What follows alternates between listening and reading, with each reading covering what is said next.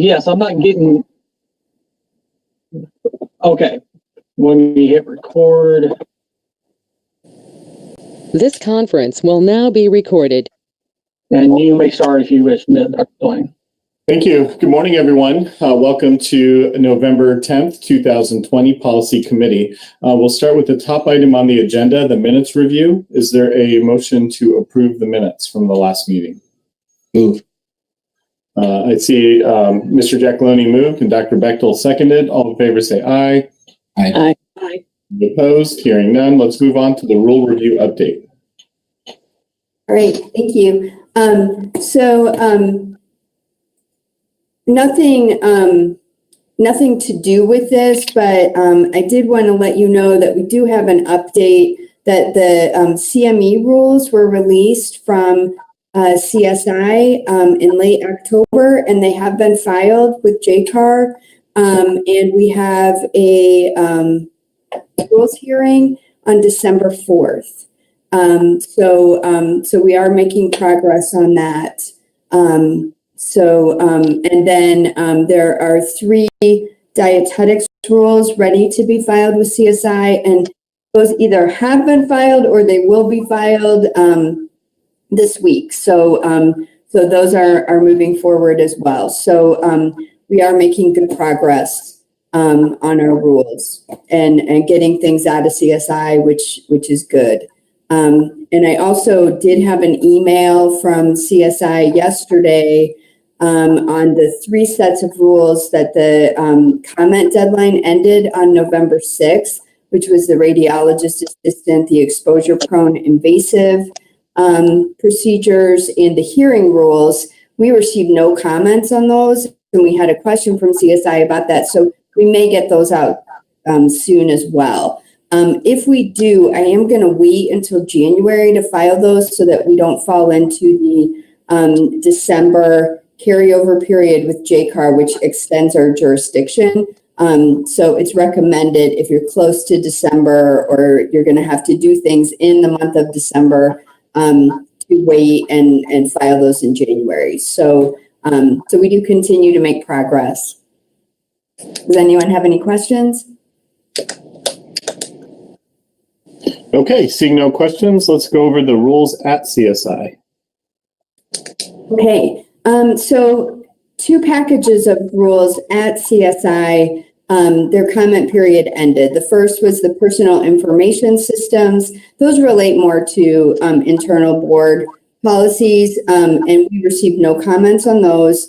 We did receive 1 comment on the controlled substance prescribing rules, and I have provided that for you. It came from Jennifer Hayhurst at the Ohio State Medical Association, requesting that the board engage experts and have a discussion about the weight loss rule 4731.1104. And, this is one where, historically we have received many comments. Our rule is, Jennifer is correct that our rule is, virtually unchanged for, many decades. And she's requesting that we have a group look and provide advice to the board on this. So I did want to bring that to your attention and get your feedback on that. Yeah, quick question. When did we look at this before? Because I know it seems like this is a recurrent request. When was the last time you looked at this? We last looked at these rules, I believe, 5 years ago. And I think the issue that we always have here is, this is one rule that we require those drugs to be prescribed really in line with the labeling. And so it's really one of the only ones that we do that. And we also limit the amount of time that the drugs can be prescribed. And I think the tension we always have is that the pharmacy board is very supportive of our rules as they exist now. And they do bring a number of cases, and they, they have investigations. And so, in this rule package, we did have a letter from Steve Shearholt, the executive director of the pharmacy board, in favor of the rules as they are. We also get pushback from bariatric physicians that our rules are antiquated, they're out of date, they're not helpful for patients.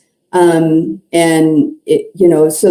we receive over the years many comments about that Ohio is behind the times on that. So that's kind of the tension that we have with respect to these rules. Kim, I have a question. What would it look like to have an expert review this, for example? Like how would you perceive that going forward? That's a good question. And it's one I wanted to ask all of you as well. I think you could, I think from my perspective, as a non-physician, I would like to have a physician assigned to assist with this. Someone on the policy committee to kind of help run point with it. But the OSMA has said that they have identified people. I think you could possibly have a conference call or a video call and ask for input and say, I think the one thing that we need to talk about is to tailor it specifically to the rule. Like a lot of the times the comments we receive are very broad, and wide reaching, and I think it would be most helpful to say specifically what parts of these rules are causing difficulty for your patients. And tailor the discussion in that way. But I would want to have, a physician helping and, evaluating those comments from physicians, on that. So I guess that would be my ask. Ms. Montgomery, and then Dr. Bechtel. Thank you, Dr. Soin. Tim, is there an association attached to the physicians who do bariatric surgery? And we know we have dietetic, we have, are there identifiable groups that have that these rules specifically impact in a different way? In a way that would cause them to respond, not just individual doctors, but as a group. And if so, then why wouldn't you just convene a meeting with that group and have basically a meeting with those, select your interested parties so that you can narrow what it is you want to talk about. And then you could open it up again, but I don't know. I don't know the answer to that. Others may know. I don't know if there's an association. Dr. Bechtel, did you have a comment? Yes. When we looked at the previous laser and light rules and regulations, we kind of approached it in this way, where we had somebody from the board kind of spearheading things and then trying to set up a committee of 4 or 5 experts. Where we would look at different experts in different areas, and then select an expert committee to evaluate the rules and regulations and make them very focused. As Kim said, you want to focus on the current rules and regulations. We don't want people rambling off in all different directions, but focus on the current rules and regulations, and based on current evidence-based medicine, on well-founded evidence-based medicine, do we change those rules or regulations? Again, focused on what currently exists. And we could select somebody from the board, one of the members, kind of spearhead the things, look at who those experts would be. What are the areas we need to look at? Is it bariatric medicine, internal medicine, dietetics? Who would be those experts we'd want to weigh in on, and then form that committee and then have a focused review? Yeah, I think I think I agree wholeheartedly. It's what you do is you find your experts or the associations representing those experts and narrow it, and then you could open it up if there's any general comment. Okay, thank you. I saw two hands. We'll go to Mr. Giacalone and then Dr. Schottenstein to follow. I guess a couple of comments. First, I'd like to know what's new. Okay, we saw this 5 years ago. So what's new now? All of a sudden we have to revisit this, because I don't want to rehash stuff we've already done. Secondly, I like the input from the association and the clinicians, but this is kind of a balancing act between therapeutic use and drug abuse. I mean, that's the reason we have these rules, is because this has been, a disaster with the dietary treatment where it was abused because of the amphetamine. So if we're going to do this, I think we also have to have input from the Board of Pharmacy, the DEA, and the FDA, because we have to have a balance, because we're going to just get the one clinician side of how wonderful things are unless we prescribe it, not short-term use for long-term use. And we're not going to get the balancing act of, what does that mean in terms of drug abuse in the general population? So that's my only concern here, is we don't, swing the pendulum to the other side. So, well, look at all the benefits here. And then we just discount, well, why were these rules actually created? Because I think that's important to know. I think that's a great point. And I don't think we can do these rules without considering both sides. Like, I think we definitely have to consider the drug abuse side and the pharmacy board perspective. Absolutely. Dr. Schottenstein? Yes. Go ahead. Hi, thank you. So Mr. Giacalone just said essentially what I was going to suggest as well, which is, there may be, evidence-based medicine that suggests we should alter our rules, but we have to weigh that in the context of the risk of an explosion of drug abuse with regard to these medications. And so I also think that, Board of Pharmacy should be part of this conversation as well. I think that makes sense, because that's obviously a concern they have too. Okay. So I think we have some consensus on a pathway forward, if I may suggest. So here's what I know from what you told me, Kim. It sounds like we've had these rules for a long time. They haven't materially changed in a while. And the OSMA brings up a point that may be legitimate, that perhaps we should just garner more information. And what I want to say is, I make no promises or guarantees that we're going to change the rule. But perhaps there is some new information that we could digest that may alter that particular decision, in particular when they say Ohio's behind the times and that the healthcare has evolved in this specialty. And if that's the case, and there has been some evolution and we are indeed behind the times, maybe we'll consider it. So perhaps we can set up a balanced approach. Kim, how would you see this playing out? Maybe we, table this and get more information and come back to the board in a month or something? Is that? Yeah, I think we could do that. So, Jennifer Hayhurst has indicated that the OSMA would provide us with some names of experts. She also has indicated to me that there is no Ohio bariatric physician group, but there are some national groups. But I think the OSMA would have information about Ohio practicing physicians in this area. So maybe if I could have someone from this committee, a physician from the committee to work with, and then we could reach out to Jennifer and get some names, and then maybe we could set up a call and then report back in December. Would that work? That sounds great. I'm more than happy to do it. Is there any other physician that wants to do it instead, though? I don't want to step on anyone's toes. Okay, seeing no volunteers, Kim, I will connect with you after this board meeting, and we will work on that. That sounds like a great plan. And then fellow board members, next month, we'll provide you an update. All right. Great. Thank you. Thanks. Yep. So let's move on to, do we have to vote on these or anything, or is it just FYI? Why don't we just vote on your plan? Okay. Is there a motion to approve the plan? Yep. I see Bechtel and Betty seconded. All in favor, say aye. Aye. Hearing any opposition? Hearing none, let's move on to the initial draft PA consult rules. Okay, so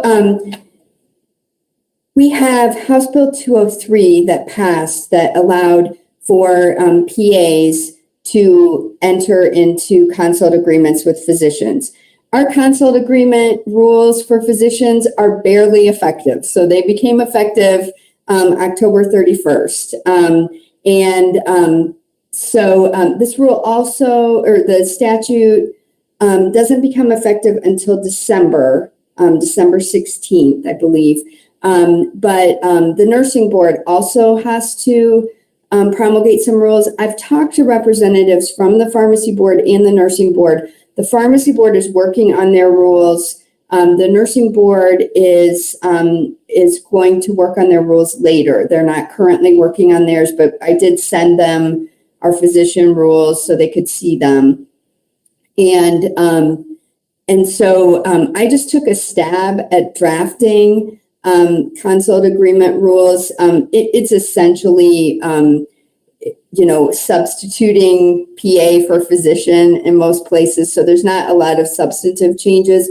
I also do have a call with Cameron McNamee on Thursday to talk about what their rules look like. And I've got some really specific questions for him about, are there some constraints with respect to terminal distributors and things like that? Like, are there some places where we can't replace PA, or replace physician with PA, that because of other laws and rules, it has to be a physician? So I've got a few questions for him about that.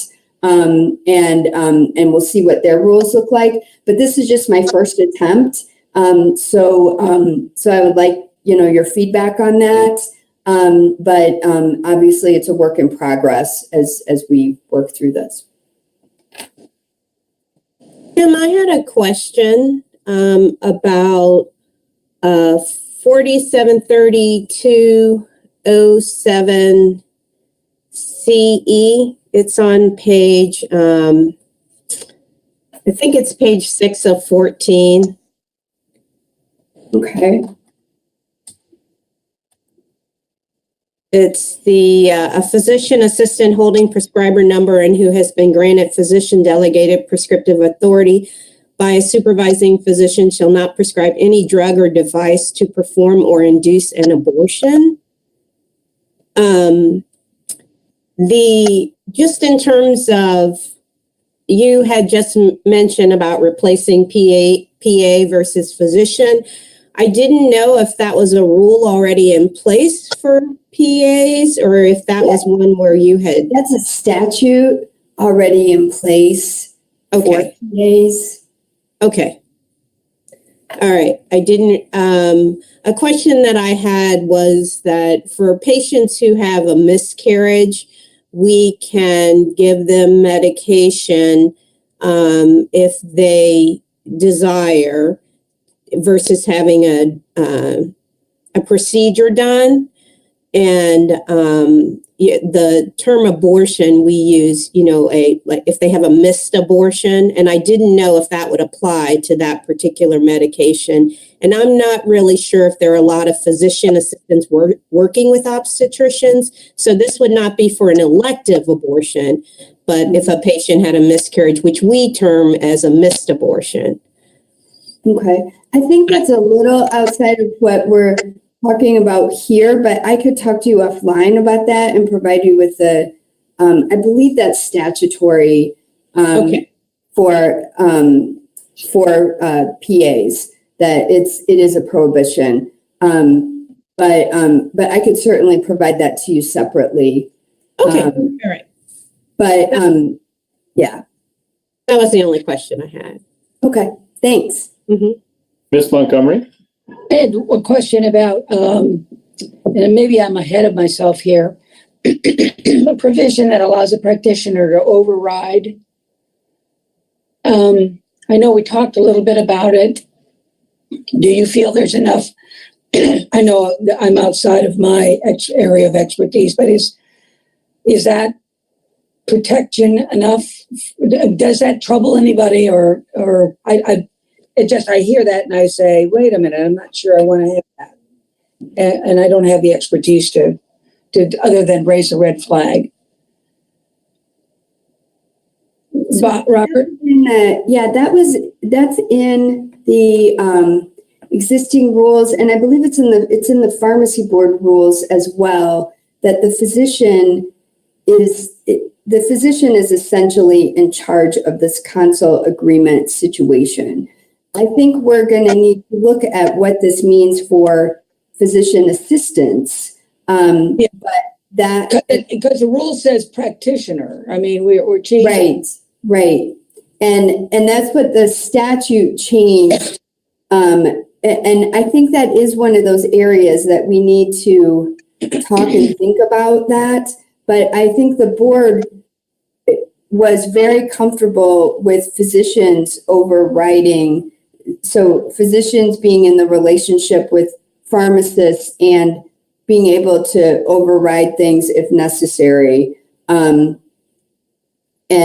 I think we need to look at it with respect to PAs, but, PAs are supervised by a physician. They have a supervising physician that has to approve entering into this consult agreement. And the agreement between the physician and the physician's assistant can mandate they don't do a pharmacy consult agreement. There's always that possibility. I mean, this isn't a must. It's if you want to do it, great, but it's got to flow from the top down. Right, absolutely. That's absolutely true.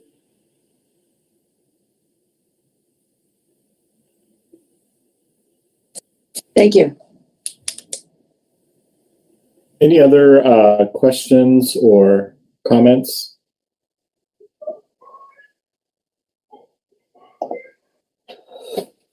Okay. Hearing none, I think there's a requested action, right, to circulate the amendments to PAPC, Board of Pharmacy, Board of Nurses, and interested parties for input. Is there a motion? So moved. And Ms. Montgomery seconded. All in favor say aye. Aye. All right, any opposed? Hearing none. We'll move on to the next topic, and that's the updated sexual misconduct draft legislation. Thank you, Dr. Soin. Good to be with you all here this morning talking about the sexual misconduct legislation. We had the opportunity at the October board meeting to have an extensive discussion about the legislation in the Sexual Misconduct Committee. And then in addition, additional time was provided to board members for additional input. I've presented you with a memo today that's a memo that we hope to use as a very high-level overview and potentially send out to our interested stakeholders in the future, but just really giving an overview of what the legislation does and very much the concepts of the legislation. As you all know, many of you who had sat in on several of the meetings with the Sexual Misconduct Committee, this has been the result of a lot of thoughtful work by a lot of different people. Kim Anderson and Angie Canepa were particularly helpful in this, so appreciate all the efforts of everyone that's worked on this. The memo basically lays out that the draft legislation proposal is separated into 4 parts. There are only some very minor cleanup changes in response to feedback that we had received from the Sexual Misconduct Committee. So the Sexual Misconduct Committee had discussed at length the Section 1 related to statutes on criminal conduct. Because we're moving forward with a sexual battery statute that criminalizes both sexual conduct and sexual contact, in the draft legislation, you will not see a statutory proposal related to misdemeanor sexual imposition. And then the other part would be in Section 4 of your memo. Mr. Giacalone provided us with a really great and it turns out fruitful suggestion to consult with the Medical Board of California. As I mentioned at the October meeting, the inspiration for this patient notification proposal, which is a brand new statute for us. 4731.991 is the proposed statute number, and it's the last statute in your memo on page 3. This new statute proposal would provide valuable information to patients. The physician or the licensee would be required to provide notification that they were on probation to patients for specific areas. Mr. Giacalone suggested that perhaps it would be helpful for us to have conversation with California to see what lessons they may have learned. They have had the statute on the books now effective for a little over a year, I believe. I believe it went into effect in the summer of 2019. I was able to have a very productive conversation with their legal counsel, and one thing that she had shared with me that I thought was a very important addition to this is in their experience, they have had in the past some challenges with getting the information from the provider, the actual copy of the signed notification, sort of as evidence that the provider has provided the notification of the probation to the patient. So in section B of that 991 statute, we added an additional phrase that basically states that the signed copy shall be kept in the patient's medical record, maintained by the licensee, and shall be immediately available to the board upon request.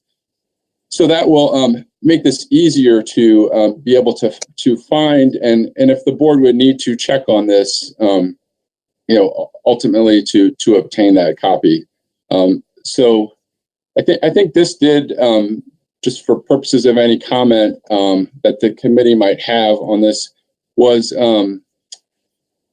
certainly would make you think about the enforcement of this and how enforceable this notification statute would be. We currently don't have any fine related to it, or it's not tied to any criminal penalty or anything, but there certainly is an argument that if this was included as a term of probation, that could be enforceable through our disciplinary statute. So wanted to share with you those the feedback helpful feedback we received from California, and also just keep you updated as our legislative team moves forward to engage with interested parties and to eventually engage with the legislature in the new General Assembly on this proposal. At this point, be happy to take any questions or comments from anyone.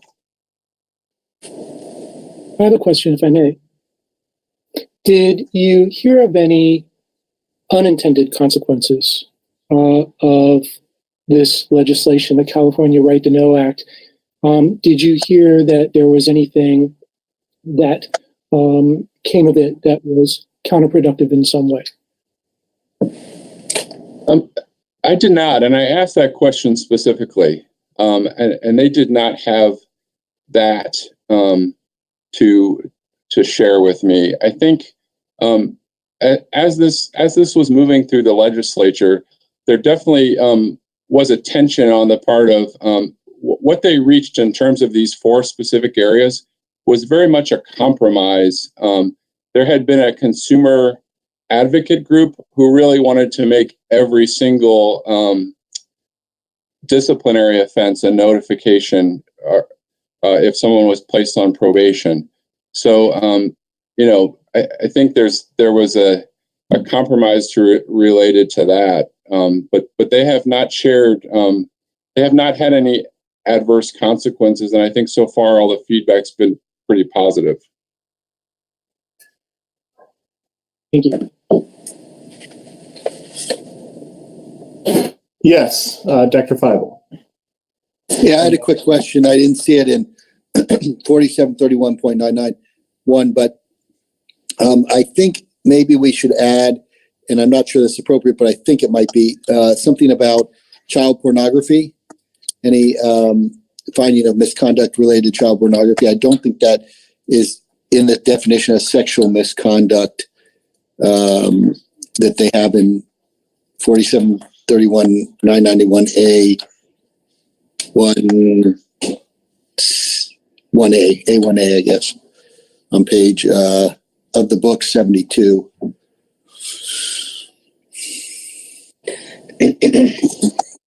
I think that's well worth looking at, Nate.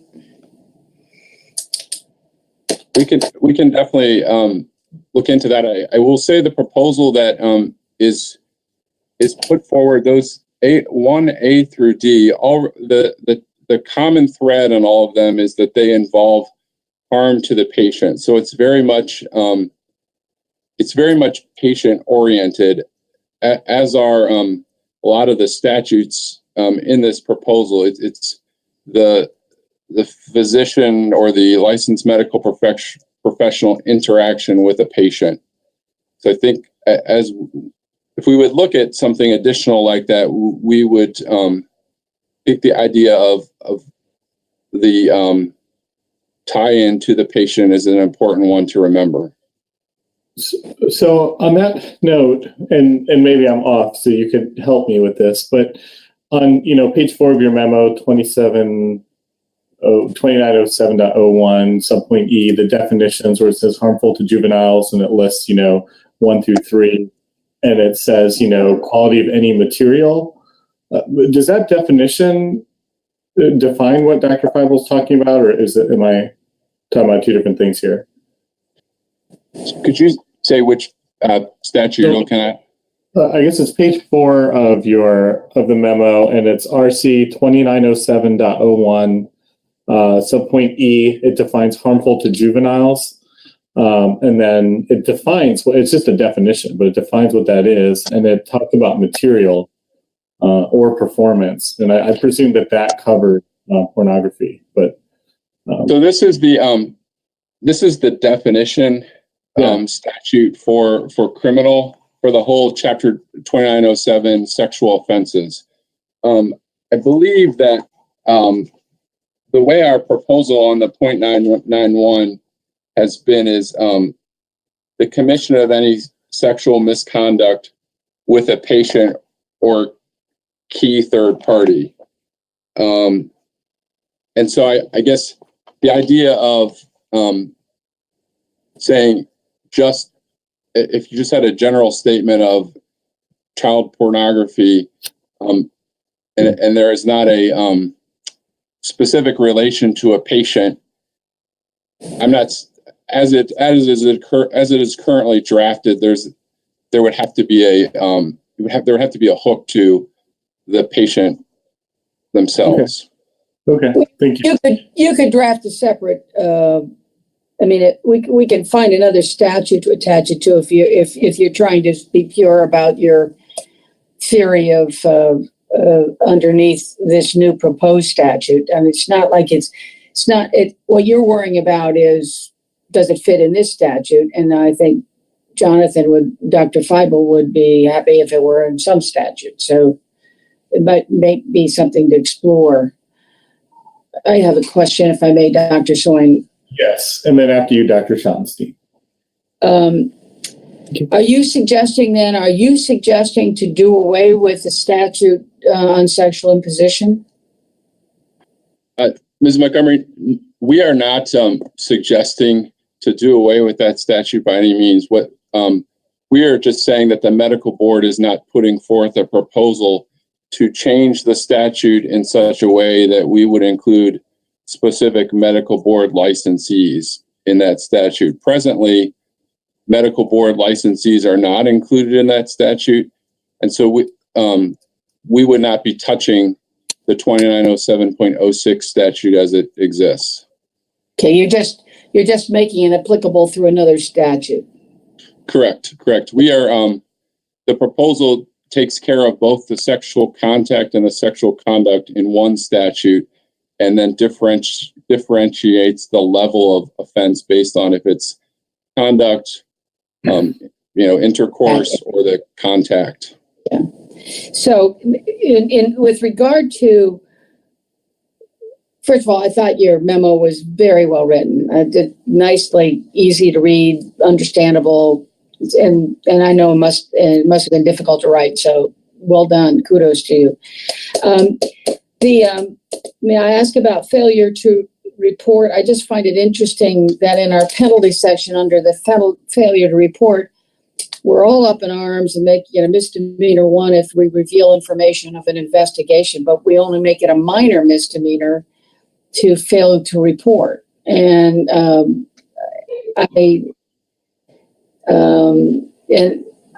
not sure I understand that. We make it a misdemeanor 4, but it's not a misdemeanor 1. I'm not sure why those aren't at least equivalents. So go ahead. So in the penalty section, we are, I believe you're talking about a violation of the 224 statute, the failure to report. Is that? Yes. Okay. So previously, the 2 sections, A2 and B3 of that statute had been, were considered to be minor misdemeanors, and then for a subsequent offense, it could be a misdemeanor of the 4th degree. So we have differentiated that in this draft to make it a misdemeanor of the 4th degree, which would be consistent with that criminal reporting statute of a crime, which was also a misdemeanor of the 4th degree, I believe. I certainly would be happy to take any feedback if the board believes that that's too low of a penalty. We could consider something, a misdemeanor of a higher level, if that would. So the misdemeanor 4 is, for purposes of the board to know, the M1 is 6 months, a potential 6 months, up to 6 months, and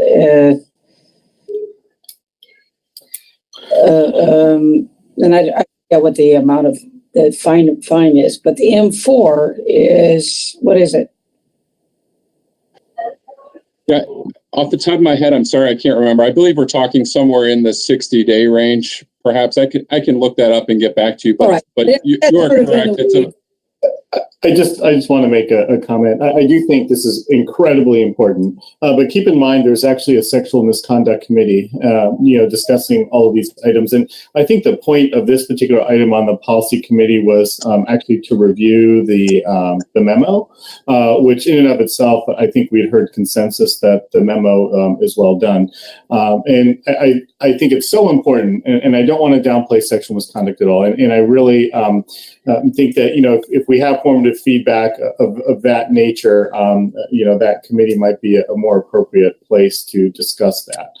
So in regards to this particular agenda item, I'd like, unless anyone has any specific comments on the memo itself, I'd like to say good job, and perhaps we'll move on to the telehealth FAQs updates. Yes, Dr. Schottenstein. If I may, make one last comment back to the issue of the child pornography. That conversation that we had presupposes that there's ever a scenario we could envision where we find that somebody did engage in the use of child pornography and we let them go back into practice. And I was having a hard time conceiving of a situation where that would be the case. And so it's simply also possible that conversation is moot for that reason. Thank you for the clarification. And we'll move on to the telehealth FAQs. Thank you, Dr. Soin. You have in front of you a very short memo. The memo basically lays out that we have received questions regarding the Administrative Code Rule 4731-1109 and the associated frequently asked questions for this rule. What board staff have attempted to place in front of you today is basically to take questions that we have received and to distill them into a question and answer that will be applicable to providers across the spectrum and provide helpful information to the public and all providers who are able to access that on our website on a couple new types of scenarios, and those are numbered in your memo as 8, 9, 15, and 16. And if you are looking, on onboard, I believe they are differentiated with red type. So what we are asking today from the policy committee is to approve these new FAQs.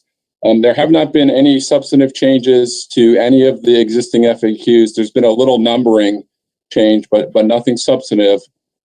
And we would ask for approval of these new FAQs to add to the existing ones and to send to the full board for approval. And I'll take any questions at this point.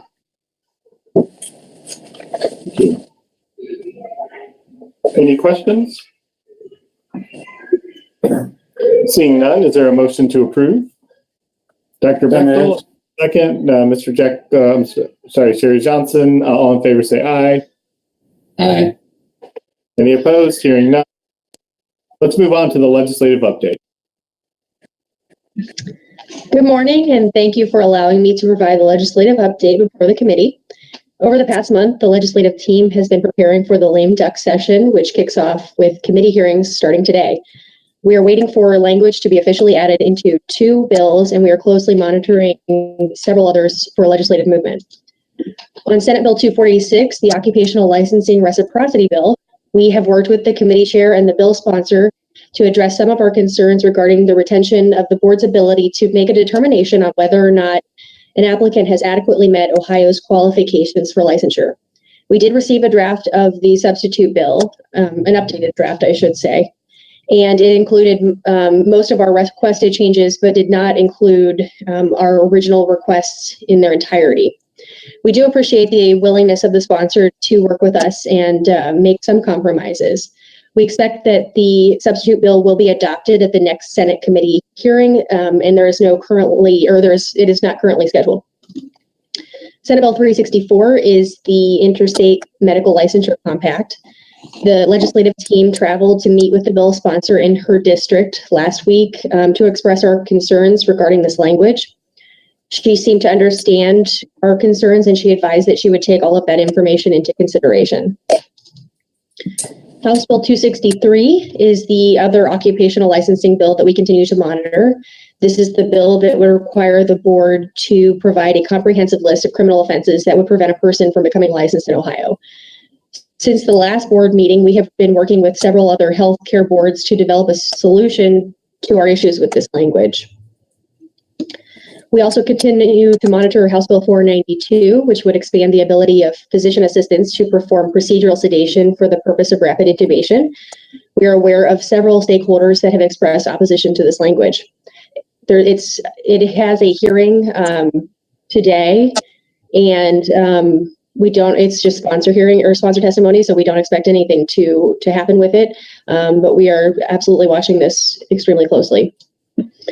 House Bill 679 is the telehealth bill, and it continues to progress through the legislature. I'm happy to report that since our last meeting, our requested amendments have been drafted by the Legislative Service Commission, and we are now just waiting for those amendments to be adopted as part of the bill. The first hearing in the Senate Insurance Committee was actually held today, and the only testimony was from the sponsor. A special thank you to Mr. Konadakis, who was instrumental in facilitating the meetings with the committee chair and the vice chair.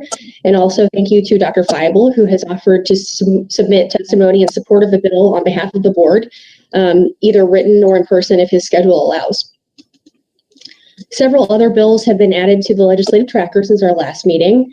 House Bill 407 prohibits a state or local government entity from requiring a physician to provide a patient with medical service or information that is not in the physician's clinical judgment or is not deemed medically accurate and appropriate for the patient. House Bill 598 temporarily authorizes medical technicians to perform certain medical services in hospitals and declares an emergency. Both of these bills are in the process of being analyzed by the policy and legal team, and I will have more information at the next meeting if we think that these bills are going to move. And as usual, the updated legislative tracker is included in your board documents. And additionally, you'll find a memo summarizing the 2020 general election results for members of the Ohio legislature for your reference. that concludes the legislative update, and I'm happy to answer any questions. Yes, Mr. Giacalone. Now, I have a question. In light of our discussion about the dietary rules, I'm looking at House Bill 747. Could that arguably, if passed, override our rules?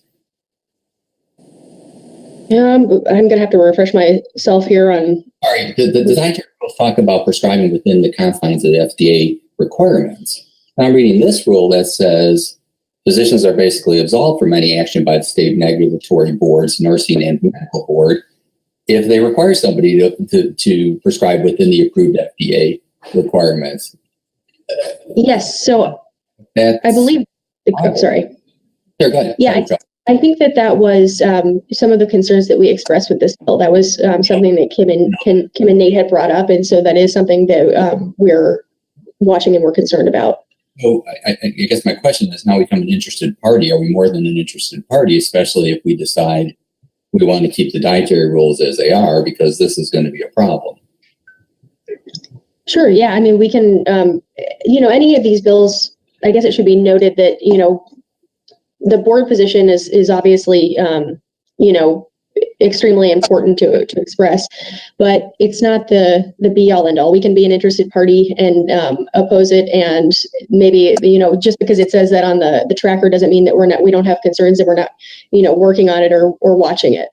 I'm not suggesting, I'm just bringing it up for consideration, Chelsea. I'm not saying sure. I'm just saying in light of this. Also, I wonder how this, if anything, impacts the opioid prescribing rules. If somehow this runs afoul of that too, potentially. I'm not sure. I mean, those aren't as prescriptive in terms of the FDA requirements, but I'm just kind of wondering how far-reaching this legislation could be in terms of decisions to make either now or in the future. That's all it's comment on. Yeah. So I would say, Mr. Giacalone, I think you identified a couple of the biggest concerns we have with it.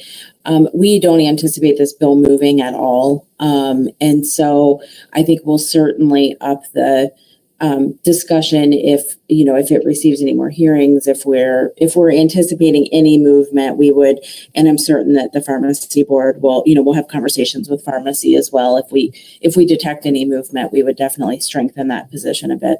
Okay, Stephanie, you answered my question. Thank you. Mm-hmm. Okay, if there are no other questions, we'll move on to the last two agenda items, the pharmacy board updates and the memo and letter regarding ODMHAS proposed rule. I don't know that we actually have any pharmacy board updates today. I'll look to Kim and Nate. We have that on the agenda because we do so much work with the pharmacy board and frequently do have some items, that might have just been an oversight on my part. I apologize for not taking that off beforehand. So we can move on. Yes. And so the last agenda item I have here is the memo and letter regarding ODMHAS proposed rule. Sure.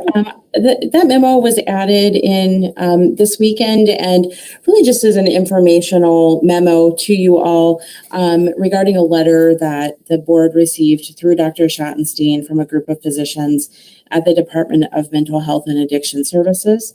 The letter identified concerns with a proposed mental health and addiction services rule that will allow non-physicians to order seclusion and restraint.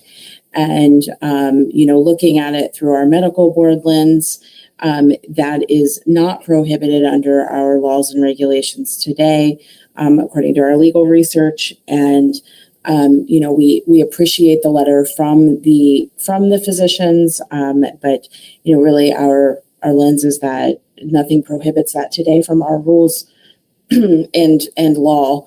Dr. Schottenstein, do you want to add anything to that? Sure. Thank you so much. So I'll be honest, when I first received this letter from Mental Health and Addiction Services physicians, I was taken aback that consideration was being given to allow non-physicians to order seclusion and or restraints at the state-run hospital. And I concurred with the concerns that are raised in the letter. The ordering of seclusion and or restraints is one of the most profound medical decisions that a doctor makes. And that's because those actions are potentially emotionally traumatizing as well as physically dangerous to the patient. it's also a civil rights issue because it is forcing on a people who does not have a say in the matter. It's a really profound and last resort decision to force these actions on people. And for that reason, I believe that a decision of this nature should only be made by a physician. But that said, the Joint Commission revised its rules on restraint and seclusion to allow licensed practitioners and not just physicians to order the use of restraint or seclusion. And additionally, as noted in the memo, physician assistants are already writing these orders in other hospital systems in Ohio. And in this particular instance, Mental Health and Addiction Services does not currently employ physician assistant. We may also recall that our ability to regulate physician assistant practice of medicine is derived from the legislature. The legislature has not prohibited PAs from ordering seclusion and restraint in Ohio, so a physician assistant is still obligated to practice within the confines of the supervisory agreement, and there's still a minimal standard of care that's required of the physician assistant. So I don't think we are in a position at this point to push back on this expansion of the PA's scope of practice because it's already done. And now we would be in a position of restricting their scope. And that puts the potentially anti-competitive, antitrust, restraint of trade position. So I thought the right thing was to bring this to you so we could all just be aware of the situation. I think we're right to respond to the letter in the way that Stephanie suggested, just acknowledge it and thank the physicians for bringing it to our attention. I guess the only other thing is I'm curious as to whether FSMB has a position on this. Since this originated with the Joint Commission language, potentially got national implications, I'd be glad if we could reach out and see if they have an opinion. We're happy to do that. We'll work on that. Okay, great. Thank you so much. Thank you. Well, thank you, everyone. A great meeting today. That concludes our agenda items. Is there a motion to adjourn? So moved. Up and Betty Montgomery seconds. Thank you, and we will see you at the regular meeting. Can we have a quick voice vote on that, please? Aye. Thank you very much. Aye. Aye. This conference is no longer being recorded.